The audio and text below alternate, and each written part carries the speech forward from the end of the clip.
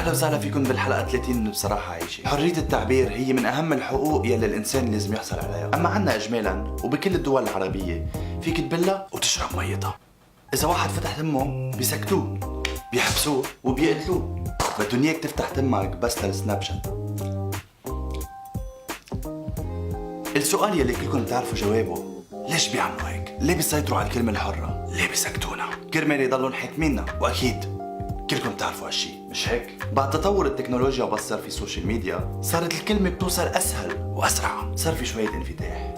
في دول نقت إنه تمنع كل شي خاصه بالتواصل الاجتماعي، وفي دول حطت لي مكتب مكافحة جرائم المعلوماتية. في بقلبه 10 موظفين، 8 كمبيوترات ويندوز ميلينيوم مع لعبة بنبول، كمبيوترز، وتليفونين نوكيا باندا لمراقبة السمارت فونز. هذا الفرع أكيد كلف ملايين. بلبنان كنا نفتخر إنه السياسية عنا بأيدوا حرية التعبير، وهن يلي دايما بيحكوا بالانفتاح وبعدم إسكات الكلمة. بس شوف حدا من غير دولة بتقول له مان نحن بلدنا بلد ديمقراطي، فيك تحكي يلي بدك اياه. بنات بالبيكيني، نايت لايف روعة، في عنا شارع كله بابز واحتفالات على قفا مين يشيل. رؤساء ووزراء بيتدينوا من البنك المركزي قد ما المعترين، لأنه تخيل الشعب عنا أغنى من موظف الدولة. يا حرام موظفين شركة الكهرباء عم بيربوا دجاج، حرام إنك تسوق كيف ما كان على الطريق، تعمر وين ما بدك، سلاح وين ما كان، زبالة بالشارع، تعمر اوتيل مخالف على البحر، توقف امبولانس لتمرق وتقتل بهالحيوانات. في ناس بكيت لما سمعت هالحكي، تحسرت على عيشتها، كانت رح تضب اغراضها وتيجي تقعد عنا من كثرة الانفتاح وحرية التعبير. وقالوا لي وائل نيالك 5 بعيونهم. الشغل محطات التلفزيون الاساسي هو انها توصل الكلمة الصح وتساهم بتسقيف وتوعية المجتمع، بس عنا كل زعيم كبير عنده محطة تلفزيون وبنظر جمهوره انه كلمته هي الكلمة الصح. بتعرف اوقات انه ابنك الصغير بيكون اوعى منك، يعني بيكون قاعد معك عم يحضر تلفزيون وبيجي ليعطي رأيه وبيكون هو الصح، بتجي بتسكته وبتقول له سمعنا، بصير يقول هو بابا ليه عم يسكتني. اكيد هذا الزعيم بيكون معه حق، وبتصير مثل بيك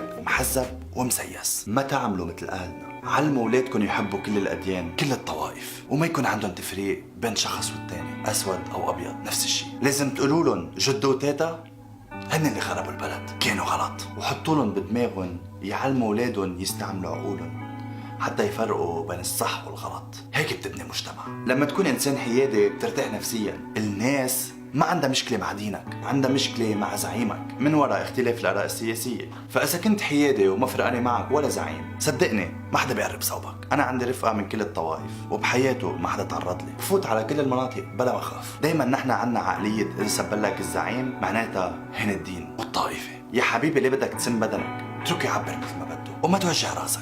يعني إذا عملت معه مشكل شو رح تستفيد؟ وبس تكون بين رفقاتك وانت انسان حيادي، جرب تخليهم يصيروا مثلك، كثير شغل يا زلمه، وهيك بتكون عم تخدم مجتمعك وتساهم بتغييره. هلا بعرف في ناس رح تقول لي ما ببلاد برا كمان بينتموا لاحزاب، بس نصير مثل بلاد برا ساعتها بنحكي بالموضوع. والمحطة يلي بتعتبر حالها حيادية نازلة ريبورتاجات بلا طعمة على الفاضي، مثل كأنه ما في شيء غير يحكوا فيه بهالبلد. لازم تقول بدال الدوبرياج امبرياج، البيدال دومبرياج المعروفة بدعسة الدوبرياج. او نازلين عم يبرموا لي على مطاعم ليفرجوا وثيقة المطابخ للعالم، عاملين لي فيها جوردن رامسي. ليه ما بتروحوا بتحققوا ليش وزارة الصحة مش عم تعمل شغلها؟ ليش؟ او بس مهم الفيوز؟ اذا عندك كلمة بدك تقولها قولها وما تخاف من حدا ولا يهمك. ماكسيموم 2 بتقعدهم بالحبس وبتطلع. لك بنت عمرها 17 سنة هزت مجتمع بحاله، تخيل لو في منا 100 لحظة.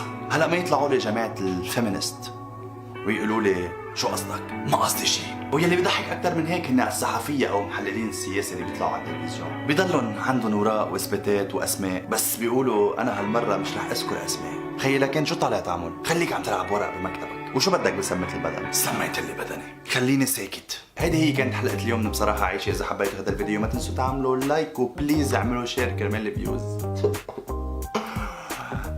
وما تنسوا تعملوا لي فولو على انستغرام، وانا بعمل فولو باك وما بعمل انفولو والله. وانا هلا بقول لكم باي.